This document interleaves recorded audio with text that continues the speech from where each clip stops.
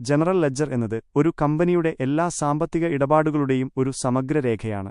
മലയാളത്തിൽ ഇതിനെ പൊതു ലെഡ്ജർ എന്ന് പറയാം.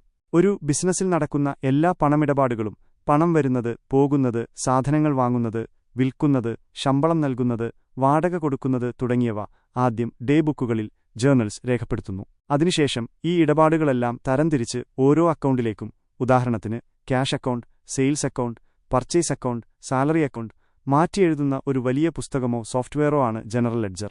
പ്രധാന സവിശേഷതകൾ: എല്ലാ ഇടപാടുകളുടെയും കേന്ദ്രം.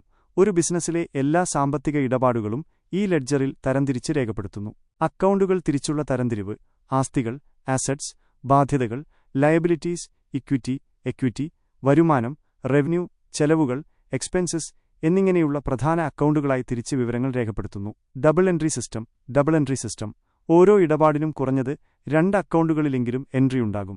ഒന്ന് ഡെബിറ്റ്, മറ്റൊന്ന് ക്രെഡിറ്റ്. ഈ സിസ്റ്റം അക്കൗണ്ടുകൾ ശരിയായി ബാലൻസ് ചെയ്യാൻ സഹായിക്കുന്നു. ഫിനാൻഷ്യൽ സ്റ്റേറ്റ്മെന്റുകളുടെ അടിസ്ഥാനം: balance sheet, profit and loss statement പോലുള്ള പ്രധാന സാമ്പത്തിക പ്രസ്താവനകൾ തയ്യാറാക്കുന്നതിനുള്ള അടിസ്ഥാന വിവരങ്ങൾ ലഭിക്കുന്നത് ജനറൽ ലെഡ്ജറിൽ നിന്നാണ്. വിശദമായ വിവരങ്ങൾ: ഓരോ ഇടപാടിന്റെയും തീയതി, വിവരണം, തുക തുടങ്ങിയ വിശദാംശങ്ങൾ ജനറൽ ലെഡ്ജറിൽ അടങ്ങിയിരിക്കും. എന്തുകൊണ്ട് പ്രധാനമാണ്?